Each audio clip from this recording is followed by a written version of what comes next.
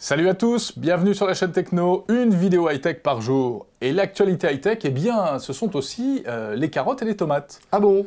Et oui, vous allez comprendre pourquoi, puisqu'on parle d'électroménager, François, aujourd'hui. Et oui, ça change un petit peu la technologie qui est dans l'électroménager, et ce depuis de nombreuses années. Je sais pas si tu te souviens, il y a encore quelques temps, on imaginait tous ce frigidaire, tu sais, connecté intelligent, en fait, à l'internet avec un écran tactile, etc. Alors, ça existe, mais bon, véritablement, ça ne décolle pas parce que c'est cher. On a aussi entendu parler, il n'y a pas si longtemps de ça, de la part de Samsung, un four qui était pilotable par smartphone pour le mettre en route, pour le préchauffer, etc. Et bien là, on va s'intéresser au frigo. Le frigo qui évolue et qui permet tout simplement de conserver les aliments beaucoup plus longtemps, notamment au niveau des vitamines. Écoutez les explications de Laurent Roussel, qui est le patron de Panasonic France, Panasonic qui est à l'origine de ces innovations.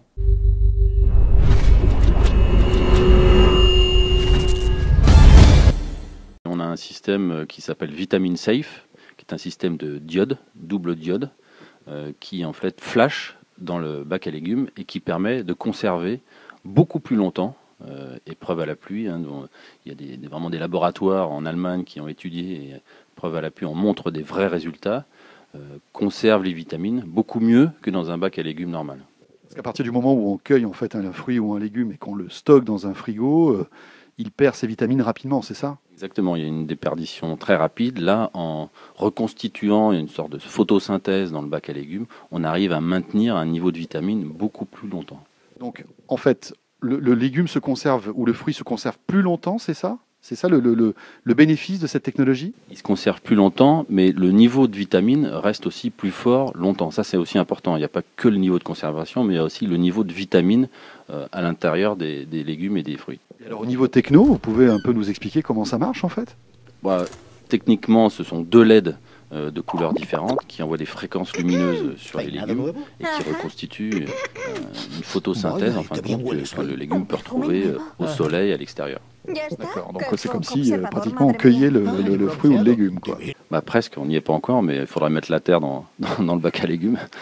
Alors, autre techno aussi, pour justement optimiser la conservation des aliments, c'est tout ce qui touche à l'antibactérien. Alors, l'antibactérien, ça existe depuis pas mal de temps dans les frigos, mais là encore, il y a des innovations qui arrivent.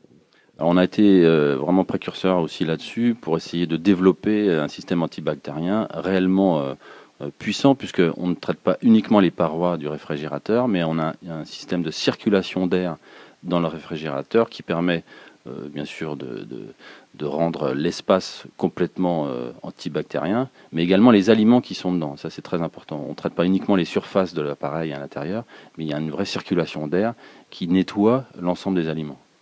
Est-ce qu'on peut imaginer une interaction de son réfrigérateur justement avec un smartphone ou des choses comme ça? On sait que vous êtes maintenant présent sur ce marché du smartphone.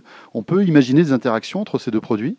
On peut tout imaginer. On peut aussi parler de téléconnectés, les smartphones, les réfrigérateurs rapidement pour être connectés. Donc il y a plein de choses à développer et c'est clair que c'est la direction que le gros électroménager doit prendre.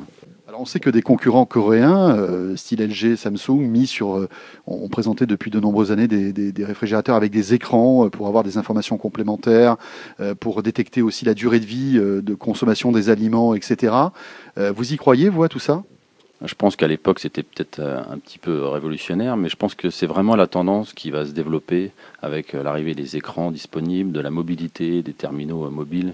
Je pense qu'il va y avoir une vraie convergence et les écrans vont se retrouver effectivement sur le réfrigérateur avec des analyses particulières sur la gestion des aliments. Ça, c'est quelque chose, je pense, qui va vraiment se développer.